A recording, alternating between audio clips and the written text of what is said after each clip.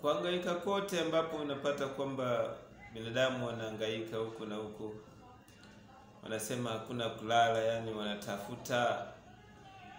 Hii yote inaendeshwa na nini? Ukweli ni kwamba kitu ambaye inaendesha kila binadamu inaitwa upendo. Labda upendo inafanya upendo ambaye anapendwa inaweza muendesha, ama upendo ambaye anapenda anaweza penda kitu au mtu.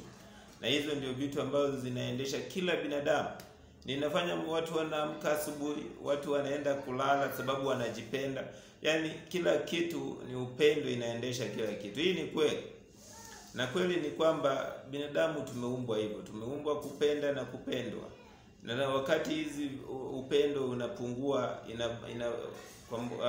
kupendwa na kupenda kwetu, inamaanisha sasa moyo wetu inaanza kushuka chini, tena tunaanza kukua na uzito moyoni. Alafu vitu inamaanisha vitu chafu chafu kama vile chuki, tunaanza kuwa yani watu ambao kila wakati hasira tu. Alafu unapata kwamba sasa vitu zetu pia zinaanza kuharibika, sababu ile upendo ni kwamba labda inapotea, ama labda ipo lakini hatujaikaribisha.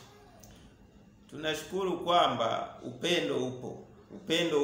Upendo, Mungu hawezi tuumba kwamba ametuumba viumbe vya kupendwa, na hawezi tuumba hivi na hiyo upendo haupo. Upendo upo, tena ndiposa tunaweza ona kwa binadamu kwamba kuna upendo. Sometimes mtu unaweza kuonyesha upendo, labda chuki pia. Hii ni ishara kwamba upendo upo hata kwa binadamu. Tunaweza ona labda, ingawa kwa binadamu ni upendo ambao unashuka ukipanda. Sometimes ukimfanyia jambo zuri upendo wake imepanda, ukimfanyia jambo ambayo atarajii kwamba labda anatarajia hivi na hujafanya, hiyo sasa upendo umeshuka, labda sasa hadi anakuchukia. Lakini sasa kikuu ni kwamba upo, hata kama labda unaona inashuka ikipanda, wewe mwenyewe kujipenda inashuka ikipanda, upo. Sasa kama upo, tunajua kuna sehemu inakotoka chuki hiyo, upendo huo, sababu hatujajipata. Sisi tumejipata, tumeshaumbwa. Na hakuna mtu anaweza sema kwamba alizaliwa na chuki fulani, alizaliwa akichukia kitu fulani, ama anachukia mtu fulani. Hizi ni vitu mambo zimeingizwa kwa moyo wetu tunavyoanza kukua. Sasa ni kweli kwamba zinatoka sehemu fulani. Tunajua vizuri chuki inatoka kwa shetani mwenyewe. Kubali usikubali, shetani yupo, tena yeye ndiye anaweka ndani ya mioyo wetu, mioyo ya binadamu chuki. Sisemi kwamba eti watu kwamba vitu ambavyo chuki haitoki, kwamba hizi chuki hazifanywi na watu. Binadamu ndio wanafanya matendo za chuki. Lakini hizo chuki mtu ambaye anaziweka ndani ya binadamu ni huyo shetani huyo. Sababu gani? Binadamu anakuchukia wewe sababu uliumbwa kwa mfano wa Mungu, na hiyo ndio mfano ambaye anataka kukua kama Mungu, na wewe ndio sasa ukaumbwa kama Mungu, sasa anakuchukia na wewe. Sasa hii ni kweli kwamba sisi ni vyombo ambao tumejengwa kubeba hizi. Tunaweza beba chuki, tunaweza beba upendo, lakini hatukuumbwa kubeba uchuki. Ni ile tu kwamba wakati upendo haupo, chuki inapata sehemu ya kuingia. Ni kweli kwamba upendo inatoka kwa Mungu, sababu Mungu ndio upendo, na Mungu kweli anatupenda. Ni kweli kwamba Mungu anakupenda, na ameonyesha kabisa namna gani anakupenda. Hadi makosa yako yote yenye ulifanya, Mungu ametuma mwanawe akafa kwa ajili ya dhambi zako. Tunafahamu vizuri akisema Mungu alipenda ulimwengu hadi akatuma mwanawe pekee, wale ambao wameamini sisi hivi tupate uzima wa milele. Sasa Mungu alikuwa anaonyesha ishara ya upendo wake kwako, kwamba ili upokee upendo ambao haipandi na kushuka, hakuna panda shuka. Ni upendo ambayo haitegemei matendo yako ambao unafanya, sababu matendo yako maovu yote imewekwa, tena Yesu amelipia. Hakuna pendo kubwa kama kwamba mtu amekufa sababu yako. Kwani mtu kwamba amepeana maisha yake ili wewe sasa ubaki huru, tena ukuwe mtu ambaye sasa ana lawama yoyote. Hiyo ni kweli na ni Mungu amefanya hivyo sababu ya upendo wake ambao alikuwa anataka kukuonyesha wewe. Hiyo naye ni kitendo ambaye ashatenda. Labda unaamini au uamini, dhambi zako zimeshachukuliwa zote. Zenye ulifanya, zenye unafanya sasa hivi, zenye utakuja kufanya, na hadi zenye watoto wako wenye bado hujazaa watafanya, na generation yako yote. Dhambi zote za ulimwengu iliwekwa kwa Yesu na akakufa sababu ya hizo dhambi.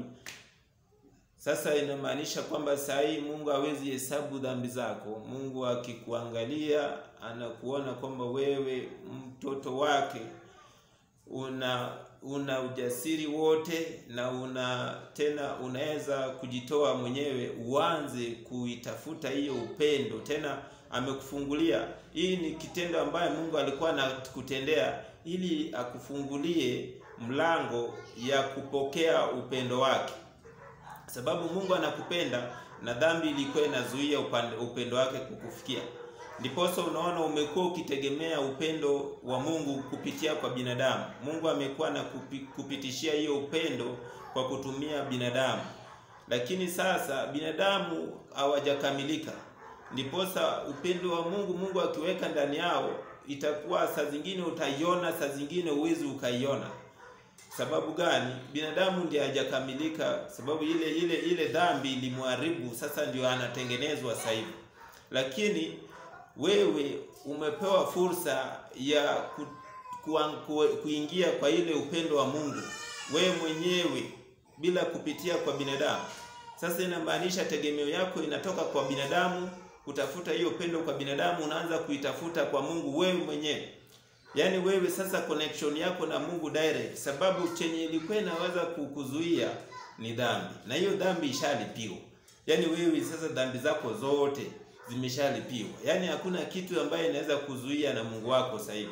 Sasa wewe ni ujitoe, wewe ni kwamba uanze kunena naye, uanze kumtafuta ili hiyo upendo ikuingie direct. Wewe uliumbwa kupendwa na hiyo upendo upo kwa babako na Mungu ametengeneza namna ya kuipata. Sasa wewe ni kwamba uipokee tu. Ndio maana unasikia kwamba wale ambao wameamini, wale ambao hawajaamini inamaanisha hawajapokea hiyo upendo ambaye Mungu amependa ulimwengu. Sasa hawajapokea, labda wanaona Mungu muongo, ni kama Mungu labda hajatupenda, Mungu hajalipia dhambi zetu, Mungu labda amefanya kazi nusu. Yesu hajakuja amefanya kazi kamilifu, lakini Yesu alifanya yote, akasema imekwisha. Nini imekwisha? Kila kitu yenye inaweza fanya wewe ukue mbali na Mungu, yenye inaweza kuzuia wewe na Mungu, yote amemaliza. Sasa hakuna chochote ambaye inakuzuia. Wewe ni kwamba ujitoe tu na ukae karibu na Mungu. Uanze sasa kupokea hiyo upendo direct, ili wewe mwenyewe unapopokea hiyo upendo wa Mungu, nawe unaweza sasa kupenda wengine. Sababu huwezi penda kama wewe mwenyewe haupendwi. Lazima upokee, alafu chenye umepokea ndio unapeana. Huwezi peana chenye wewe mwenyewe hauna. Upendo wa Mungu upo na imeletwa na damu ya Yesu Kristo, kwamba tutegemee kwamba hiyo damu ndio inaweza kufanya wewe uwe msafi. Sio matendo yako, lakini ni neema kwa kupitia damu ya Yesu.